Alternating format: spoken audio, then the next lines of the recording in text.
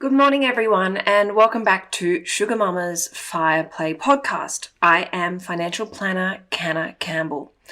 Before I begin today's podcast, which is all about budgeting and how I do my budget and how I make it work for me and my financial goals with a sense of harmony and pride, a quick reminder. Number one, all of my content, whether it be a blog post, a podcast, YouTube video, or something you see on my Instagram account, it is always general advice only and never product advice or personal advice or investment advice.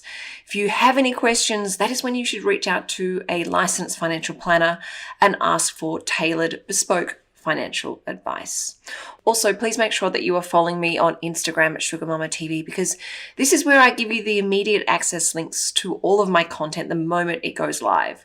So I really like to keep you informed and up to date as to what's going on so that you're always on track and motivated and inspired and educated to achieve your financial goals in the most efficient and fun and effective manner possible. All right, let's get cracking with today's podcast.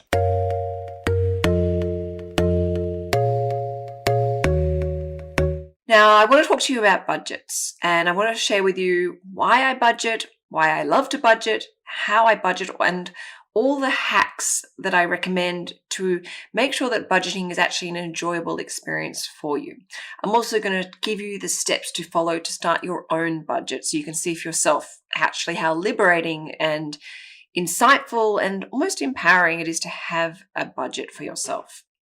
Now, first of all, why do we need to budget? Well, I've recently realized there are two massive misconceptions when it comes to budgeting. The first one is that people go towards, they write their first budget or they do a budget only when, I'm going to swear, when shit hits the fan, when something goes wrong or they're in a really tough time. It's a quick fix and they suddenly do a quick budget to get themselves out of trouble. They never do it long term. It's just a Band-Aid almost.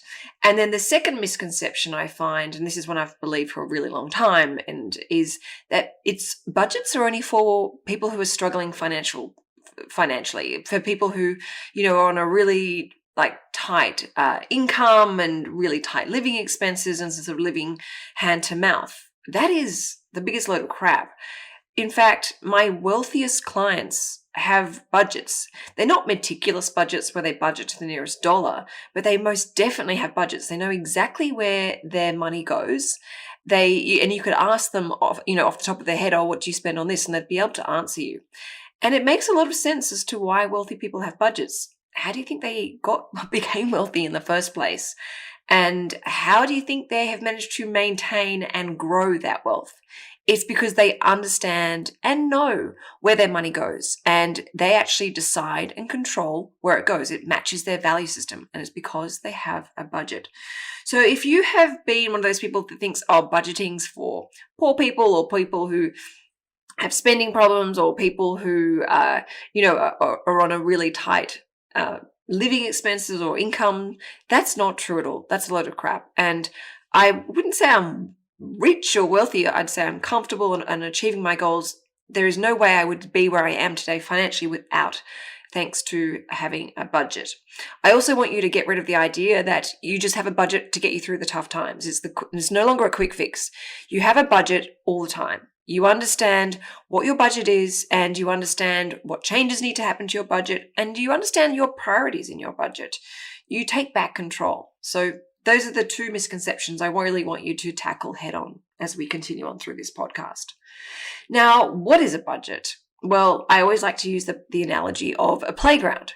When we have children and we're looking after them and we take them to the playground, most good, safe playgrounds have a fence all the way around it. And it makes a lot of sense. It means the kids can play safely within the budget, or within the playground, I should say, and they can't escape. Everywhere and everything within the playground is safe. They might have spongy ground. The equipment's safe. There's no sharp objects. It's not too high up. It's not too dangerous. It's colorful. It's fun. There's lots of different things. It entertains the children and makes them feel safe and allows them to play safely within that safe boundary. That's all a budget really is. And it means that as I said, the kids can have fun and not hurt themselves. The same as a budget. You can have fun with your money and not hurt or damage yourself financially. There's especially no self-destruction. Now, why do I love my budget? Well, these are the key reasons why I value and have pride towards my budget. I respect my money. First of all, I get through the whole entire month without my bank account drying up with a zero account balance before I get paid. In fact, quite often I have a little bit of money left over, which is really exciting because then I can decide whether I want to reward myself with something, go and buy myself something, or whether I want to put that leftover money towards $1,000 project or some of my other personal and financial goals. The other great thing about my budget is I don't get into credit card debt. I may use my credit card and say, for example, I go and buy something, for a dress, for example, well, then I will transfer from my everyday savings account to my credit card. But I don't get into credit card debt because I use my budget. I stick to it. It keeps me accountable. The other thing is my budget allows me to, add to my financial goals. It allows me to include my financial goals. So in my budget, I actually have a certain amount each month that I put towards my financial goals, such as, emergency savings, such as saving up for something important for me, such as buying and investing in more shares or paying off more of our home loan. My financial goals are budgeted in. That is my investing goals, my debt-free goals, my emergency goals, my savings goals, even my lifestyle goals. We have, I've shared this with you in other podcasts and even on YouTube. We have lifestyle goals. We have a holiday savings account. And yes, those holiday savings are in our budget. And I'll tell you what, I've said this in the past, I'll say it again. When you're having a crap day or a crap week, seeing your holiday savings account slowly and steadily increase takes the edge off. It's a really nice feeling to think, that's adding up. Sure, initially it might not be much, but it adds up over time, and that's going to pay for our airfare or our accommodation for the week, or airfare and accommodation and spending money for the week for my family. And it really puts a nice feeling, and things don't seem as challenging or as hard, and you can see there's life at the end of the tunnel. And for the record, I do spend. I like fashion. I like, trying new restaurants. I like supporting small businesses. And as you guys know, I love a muffin and a coffee and a banana bread. I like supporting the small businesses around me. And every now and again in my budget, I have, a certain amount allocated for clothing, shoes, and accessories.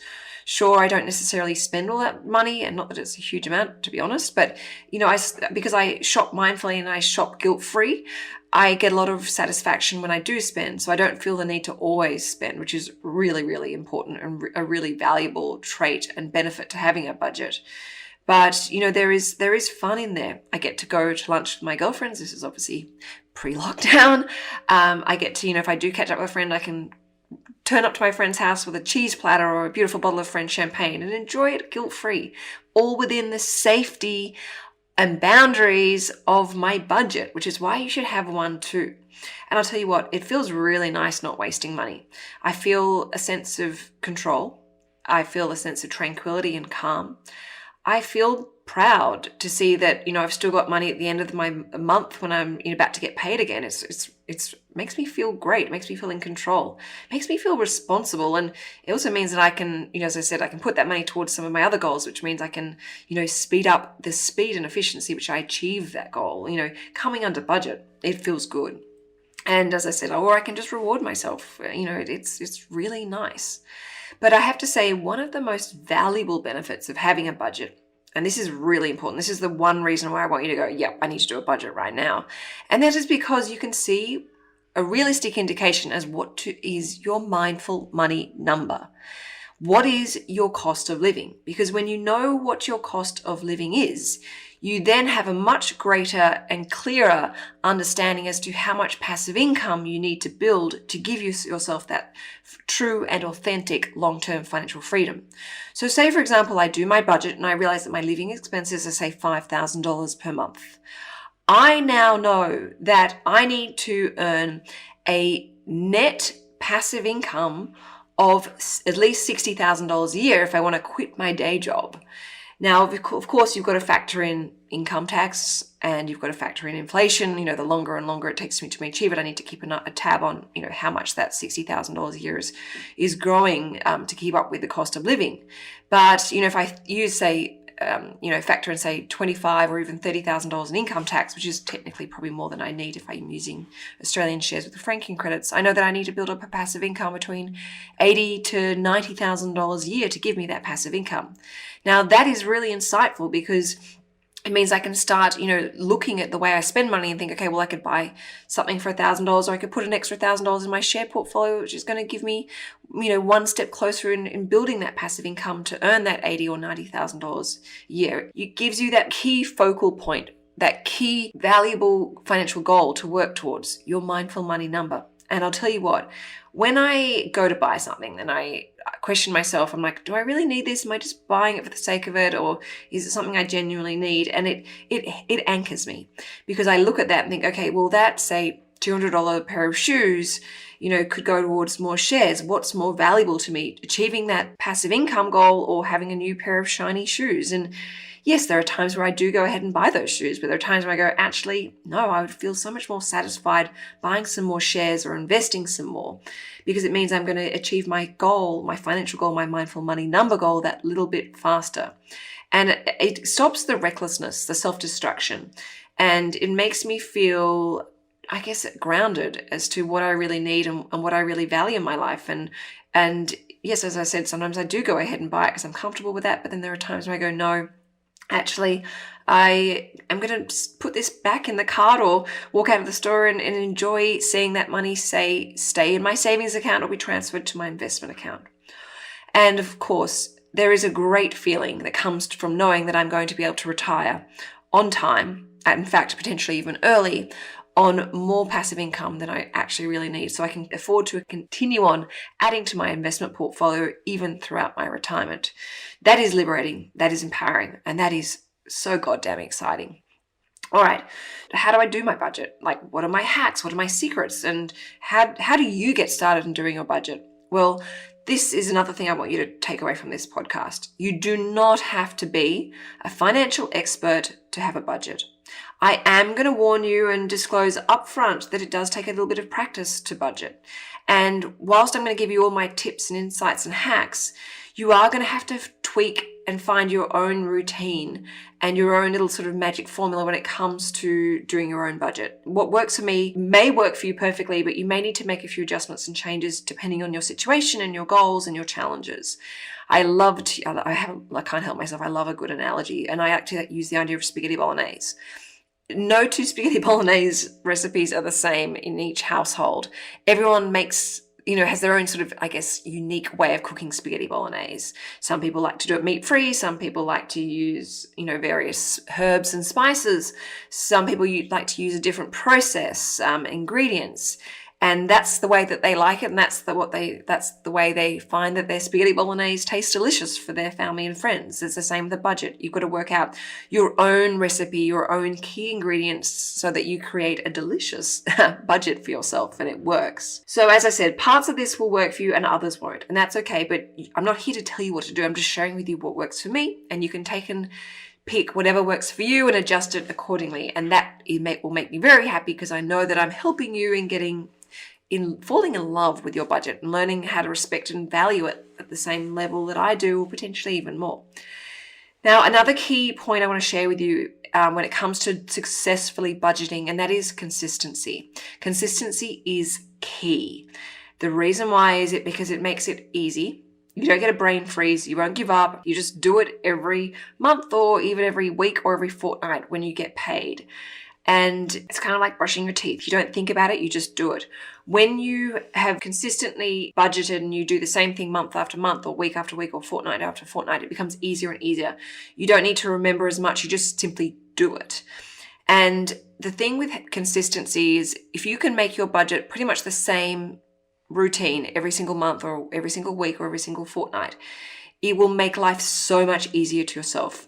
When we fall off our perch with our budgets, it's quite often because something has caught us by surprise, such as, Christmas times come up, or, a special anniversaries come up and we need extra money, or we've had an unexpected expense come in. That is that irregularity, that surprise, that out of the blue expense is what knocks us, off our perch or gives us a punch in the guts with our budget, and can often send us in a tailspin, reaching for a credit card or blowing all our emergency money and having to start again. It's not great, but this is why I really believe consistency. So try and make your living expenses the same every single pay cycle. So every single week or every single fortnight or every single month, depending on when and how you get paid. All right, so these are the tips, and I've got 7 here to share with you as to how I manage my budget. So the first thing is, the moment I get paid, I pay all of my essentials upfront and monthly. So I get paid monthly, and I get paid at the beginning of every month. So the moment my pay comes in, I prepay my mobile phone bill, I prepay our council rates, I prepay our electricity bill. I try and pay everything that is essential up front. And the reason why I do this is because what is left over is the true amount for me then to enjoy spending. I've gotten rid of all the essentials and all the priorities, the food, the utilities, the insurances, everything like that. What's left can be, for weekend money, for maybe clothing or entertainment or, a massage. But I clear the priorities first. And also I will pay those upfront. So even though for example, our our council bills are only paid every quarter, I actually pay them every month. So when that quarterly bill comes in, I actually don't owe any money. I always pay 1 month in advance. So it's a really, really satisfying feeling. And I know there are some people listening, and this brings me to point number 2 is I don't pay for expenses 1 year in advance. I know that's going to sound like a bit odd because, particularly for something like, your car insurance, you often get a 5% discount if you pay a year in advance. To me, saving $50 by paying my insurance on my car a year in advance, to me isn't worth it because I value that consistency. So I would much prefer to pay my car insurance on a monthly basis than pay it upfront. It just makes managing my budget so much easier. Yes, I might be missing out on the savings, but to me, the space and the savings that it creates in my brain is far outweighs, the $50 or even $100 savings. So if you've found yourself, you're always, struggling when those car rego and CTP comes in at the same time, it might be worth switching your repayments to a monthly repayment to create that consistency. And I promise you, if you try this, you may find it really does actually make life a lot easier in managing your budget. You're not scrounging everywhere to get that bill paid suddenly that you've completely forgotten about if you're not someone who's meticulous with their budgeting. The third point is, I have fun in my budget. I have an allocated amount, as I said, set towards fashion, clothing, shoes, accessories, and makeup. It is a set amount, and it's the same amount every single month. And as I said, I don't always spend that because I spend mindfully. Quite often I find myself only using half of that money or 2/3 of it, or sometimes even none of it at all, especially with COVID. You've got nowhere to go, so no temptation to buy things. And I can then, if I want to, roll that forward to say the next month, and I potentially have double the amount to spend, especially, which is perfect for things like, if I want to, buy a special dress for a special occasion, that allows me to afford it without having to lean on a credit card. But there's for me, the benefit of this is it's the headspace. I have freedom to spend. I'm not depriving myself. I'm not being mean. I'm not being frugal. I'm not being scarce with my money. I allow, a sense of fun and freedom in my budget.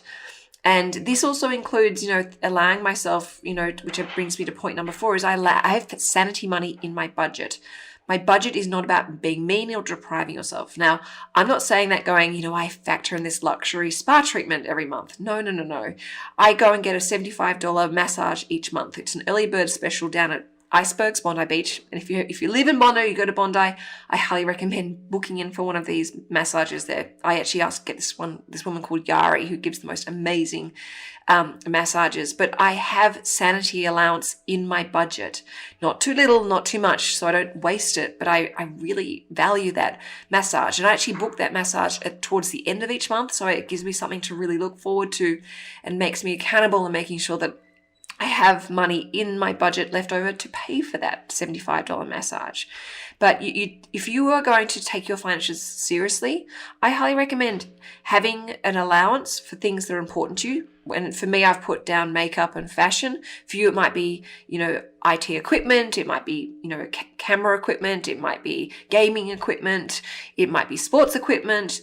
Have money in there for your sanity and self-care. It's not about depriving yourself. It's not about stripping your budget back down to the absolute essentials, of course, unless you're in a bit of a tight situation. But you must have, a realistic and honest budget that reflects your value system. The 5th point, which I can now come to, is I review my budget on a regular basis. Now, two reasons for that. One is that new expenses are always trying to creep into my life, particularly with the kids. They're growing so quickly, they need new clothes, and I do buy my clothes, both mine and my children's clothes, ideally from the pre-loved circular economy as much as possible. Also the kids' activities. Rocco's enrolled in art classes now. There might be additional doctor's appointments, or I'm finding our grocery bill is starting to increase with being at home more. So I review it to make sure that, to keep track of the new expenses, which are always trying to creep in, which is normal and natural. That's just happens in life. So the other reason is to help find and identify those savings, so I can capture those savings and make them really count. One of the key things behind the $1,000 project is whenever I earn extra money or save extra money within the confines of my budget, I make that money really count. I stop it from evaporating and going towards something else that I didn't really think about or necessarily want. So say, for example, I've been, saving a lot of money with having coffees at home, not buying lunch at work. I found I'm really saving that money. And because I review my budget, I'm like, oh, wow, I, instead of spending, say $100 this weekend on going out, I only spent $20. So therefore I'm going to put that $80 either towards a $1,000 project or towards my own financial investing or savings goals. This is why reviewing your budget, you not only stop new expenses creeping in, but you're able to capture and proactively do something with those savings that you find along the way that take you one step closer to achieving your goal, and obviously achieving that goal a lot sooner. The sixth point, I should say, is goals. My goals and Tom goals are in the budget. As I disclosed before, we factor into our budget holiday savings and investing goals. And when you factor in your goals, you budget your goals into your budget, guess what happens? Your goals happen. Yes, you may not smash your goals and nail them to perfection, but you will actually start achieving your goals. And as I bring back to, point number 1, I think it was, I prioritizing your goals the moment you get paid, that saying pay yourself first, means that you actually will see things happen. You'll see that your savings account go up. You'll see your emergency savings go up. Your holiday savings go up. Your savings to invest account or your investment account go up. You actually see things happen. You're no longer talking about it, thinking about it, wanting it to happen. You're actually, proof is in the pudding. You're seeing those bank balances change, which is amazing and empowering and inspiring, and it's progress fuels success. As you see these things happening, you feel inspired to stretch more, to challenge yourself, to dare yourself to see what else you can achieve. And that is very, very important and particularly for your personal and financial growth. And then the 7th point or secret hack of sharing my budget is, as I approach expensive times, particularly like Christmas, I start planning in advance. Christmas and gift money is factored into our budget, but I will start trying to purchase those Christmas presents for all our nieces and nephews in advance. And if it means say we've got 9 nieces and nephews, I will try and, focus on one family at a time in the month and so that when Christmas time comes, not only have I got all my Christmas shopping done or most of it done, I've been able to spread out those gifts. And things like Black Friday, Cyber Monday, quite often a lot of the stores will have sales over the long weekend. I'll use those opportunities to buy those presents so that I've stretched and spread those larger expenses out over the period of time. This again is why consistency is so important. So I'm not getting, smashed with $1,000 or $2,000 worth of gifts in one big hit that could potentially wipe out our family budget. Now that I've shared with you, obviously, my hacks, my little tricks to making my budgets work, and I enjoy getting paid at the beginning of every month. I enjoy allocating all the money into the right accounts and, prepaying all our bills. And I love it when I get an SMS from Optus saying, your mobile phone bill is due. You owe $0 or it's in credit by $1. It feels good. So where do you start when it comes to your budget? Well, this is where I'm going to start with you. All right. Personally, I don't like tracking my spending. People often say to me, "Oh, this is my budget," and they'll send it through to me, and they're putting in an Excel spreadsheet every time they spend money. I personally don't recommend that. I don't like it, but if it works for you, keep doing it. My issue with that is the horse is already bolted. It's great to document where you're spending money, but you've already gone and spent it. I take more of a proactive approach where I'm like, okay, well, give yourself a budget of $100 from Monday to Friday. Give yourself a budget of $150 for the weekend. Give yourself the boundary to spend safely within that. Putting an Excel spreadsheet going, I spent $120 this week between Monday and Friday, and I spent $200 on the weekend. How helpful is that really? To me, that would just make me feel bad about spending. It doesn't actually give me a boundary to stay within. So that's why I don't like documenting your spending habits. However, I can see the benefits for some people who spend mindlessly, because it can be very confronting looking it all add up. I guess a bit like me with chocolate. I like to pretend I didn't eat as much chocolate during the day, but if I took a photograph or wrote down on a piece of paper or in my phone every time I ate chocolate throughout the day, it would be confronting. And yes, it might make me eat less chocolate, but I've still already eaten the chocolate, so I don't know how helpful that is. I guess I'm trying to say to you, I'd like to give myself, if I was to apply this to chocolate, it would be, here, have 2 or 3 or 4 squares of chocolate throughout the day, and I would then ration that chocolate throughout the day. I probably would be better off and feel healthier and happier if I proactively budgeted the squares. Anyway, I digress. All right, so number 1 is, if you want a free budget template to get started, I recommend you go and subscribe to my newsletter, The Sugar Hit, and you'll get a free budget template. Now, that's an Excel spreadsheet and it's preloaded, and I've got a whole pile of living expenses already in there. And you just basically select, for example, gym membership. You put in your gym membership and put fortnightly, weekly, or monthly, and it adds it all up for you. And you can add your own expenses to it. It's not a locked Excel spreadsheet. You can edit and adjust, and feel free, obviously, to share it with your family and friends. So if you go and subscribe to the Sugar Hit, you'll get that for free. And just so you know, the Sugar Hit is my weekly newsletter. It comes out every Friday afternoon, and it gives you my blog posts, all my YouTube videos, my podcasts, everything, all my content is linked in that. So it's another great spot to get all my content in one easy, efficient way. So once you've got that free budget template, you've got 2 options. You can take the beginner approach or the advanced approach. So the beginner approach, and you still use the same spreadsheet, and that is, once you've entered in all your expenses into the spreadsheet, and that is to have, if you're a beginner, you have 2 key accounts. One is your everyday account, and that's got an ATM debit card linked to it. And the other one is like an online savings account, and that is your life plus emergency money.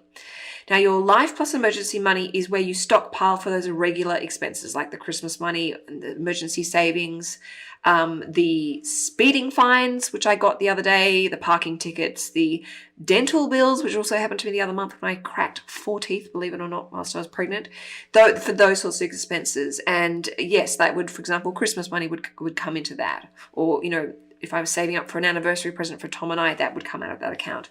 So your everyday account is all your daily, weekly, monthly expenses. And that is where your salary goes in. And then you would allocate, once you've done your budget, a certain amount of money into that second account, which is your life plus emergency account. If you want to do the advanced level where you're like, you know what, I've been budgeting for a while, I'm quite in control, I don't have any debt, I'm ready to up the ante and get really savvy with my budgeting, you can go to the advanced level, which is where you have 4 accounts. So you have your everyday account, which is where you get paid for your weekly, daily, fortnightly, and monthly expenses. You have your life plus emergency money account. So you'd have, and that would be, it's like a financial float account, which is probably a better way of explaining it. And then your 3rd and 4th accounts are a lifestyle goal account, which might be something like a holiday savings account, or saving up for a particular type of equipment or a car, or even a home if you want. And then you have your financial goal account. That's where your savings to invest account. So if you're wanting to get into investing into shares or whatever your heart may desire, money goes into your 4th account, your financial goal account, until you are educated and ready to invest in that, and it's matching your risk profile, of course. So if you're advanced, you have the 4 accounts. If you're a beginner, you just have the 2 accounts. And if you're nervous, just keep it simple. Start with the beginner, and as you get experience, you tweak and you work out your magical spaghetti bolognese budget recipe, you can then obviously open up the second accounts. And I do recommend that they be online savings accounts, so you're not paying for fees and you don't have the temptation of a debit card, but obviously you can quickly and easily wire money. And I will also say, I do recommend all my accounts are with the one bank, so I can see on the one screen all of my accounts. And if I do need to move money, I move money immediately. I don't have to wait overnight for that money to clear from one bank to the other. The 3rd step is you're going through completing that Excel spreadsheet that I send you, is to open up your bank statements or have your phone banking internet apps open and your credit card statements and cross-check everything. So it's very easy to think, oh, look, I spend $60 a week on takeaways. Now, we all play down our living expenses. I do, you do, let's be honest. When you have your bank statement or your credit card statement in front of you, it will capture the truth. So you might discover, actually, I'm paying $85 a week on Uber Eats or home delivery. You need to be aware of that because means your budget is going to be honest and real. It is so important that you do this. Do not guesstimate what your living expenses are. Look at what the proof is on your statements, on your bank statements, on your credit card statements. Please don't guesstimate everything. You will stuff your budget up and it won't work for you, and you'll throw the towel in and you'll give up and it won't work and you'll say that it was useless. No, you must be honest with yourself, and everything goes in. The more detail you can put into your budget, the better. Now, as I said, when you do this properly, there are no nasty surprises. You keep it honest and you leave nothing out. Because when you cheat, and I don't mean to be, I'm not being mean here, but when you cheat and just guesstimate, you're doing a massive disservice to yourself. Your budget's not going to work for you. You're less likely to achieve your financial goals, and you're robbing yourself of that sense of pride, empowerment, and satisfaction that comes from having a good budget, an honest budget, your budget. Now, my other tip is, as you're entering everything in, trying to play it safe, is to round everything up. So say, for example, you spend, say, $85 a fortnight on your gym membership. Do yourself a favor, because I don't believe in budgeting to the nearest dollar. Round it up and just call it $100 a fortnight. If you're spending, say, $75 on groceries, for the week, just, again, round it up, call it $100. Don't budget to the nearest dollar. When you budget to the nearest dollar, you are going to get it wrong because it's not always the same every week, even though I do believe consistency is the key. And the thing about this is it's forced discipline, because you will potentially discover that you are under budget and you have some money left over at the end of the fortnight or the week or the month, which you can then put towards your other financial goals or your lifestyle goals. So round everything up. Please don't budget to the nearest dollar. The next thing is, as you're going through this, is, as I said, that consistency is key. Try and switch as many repayments to monthly or whatever pay cycle you're on. So fortnightly, if you're being paid fortnightly. Now, a lot of people think you can't actually do this. If for example, your electricity bill comes in on a quarterly basis, you must pay it quarterly. That's a load of crap. I pay, as I said, my council rates on a monthly basis, even though they're quarterly. And it means I always have a running credit, which is really satisfying. However, a lot of providers now actually allow you to pay monthly. So, for example, our energy bills, I've always used to pay them monthly anyway, but they actually now allow you to have a direct debit that comes out monthly, which is great. And as I said, try and all those essentials, the utilities, the insurance policies, the private health insurance, the pet insurance, as I said, all the key essential ones, try and get them paid the moment you get paid. So if you get paid on the 1st of every month, contact these energy providers, insurance companies, the private health insurance, and say, I would like my direct debit to come out on the 4th or 5th of the month, so that you get that money out of your account before you can accidentally spend it. And as I said, you can call your providers and ask them if this is an option. And if they say no, just do an automatic direct debit through your biller code, not direct debit, I should say.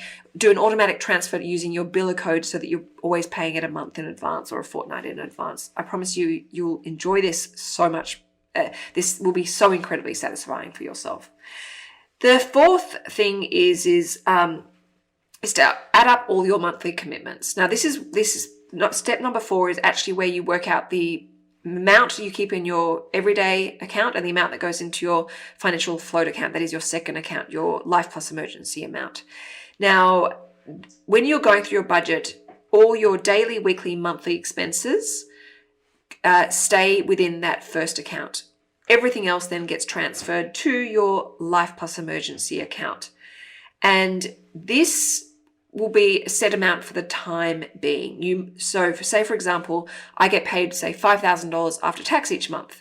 And I go through my living expenses and I go, right, with my for example, rent or my groceries, my gym membership, my mobile phone, I've worked out I need, say, $3,000 to get me through all my short-term expenses. That means the remaining $2,000 each month would go into my Life Plus emergency account. So the financial float account, so $2,000. So every single month, the moment I get paid, I keep $3 in my everyday account, and I do all my immediate upfront direct debits for my gym membership, my mobile phone, everything like that. So get all the essentials out of the way and I can spend what's left over. And then the $2,000 goes into my Life Plus emergency money account. Now, I would recommend you do this initially and let that Life Plus emergency money account build up over time. And I'll do a podcast on how much you need in emergency money, but the answer is there's no straight answer. You need to work out what's best for you and your situation and what makes you sleep well at night. Once you have got that and you're like, okay, wow, it's been 5 months and I've actually now got $10,000 in my Life Plus emergency money account and I don't have any credit card debt. I'm really enjoying paying all these expenses up front and I'm actually finding that my money's now lasting throughout the pay cycle. I'm not, having to borrow money or lean on a credit card as I get towards the end of the pay cycle. This feels good. I've even got money left over. That is when you can up the ante and go to level 2, which is, that lifestyle account and that financial goal account. And I will say, you might think, oh, look, I don't know if I'm ready for a financial goal account yet. I just want to have a lifestyle goal account. That's perfectly fine. Work this for the way that you want it to. But the key thing I will say is always prioritize building up your emergency money. So many times people want to jump into investing, and I totally understand that because you're feeling really motivated and really inspired, but you must have emergency money before you start investing. So yeah, please do focus on building up that Life Plus emergency account before you start filling up the other buckets. The next thing is obviously to review it on a regular basis. As I said, I'm always checking my budget. I'm always making sure that we're on track and we're identifying those savings, we're capturing them in a proactive way and putting them towards our goals, or I'm stopping new ones that are sneaking in, or I'm welcoming them in and I'm seeing about what potentially could be cut to replace those. You want to stay in the driving seat with your budget. You decide your budget, not the other way around. And then my final tip for doing your budget, if you do feel really ready and empowered to have those 4 accounts, even if you can only afford to put a little bit of money into the financial goal account and the lifestyle goal account, that is perfectly fine because you're creating consistency. You're creating a new habit system. You're creating a new routine.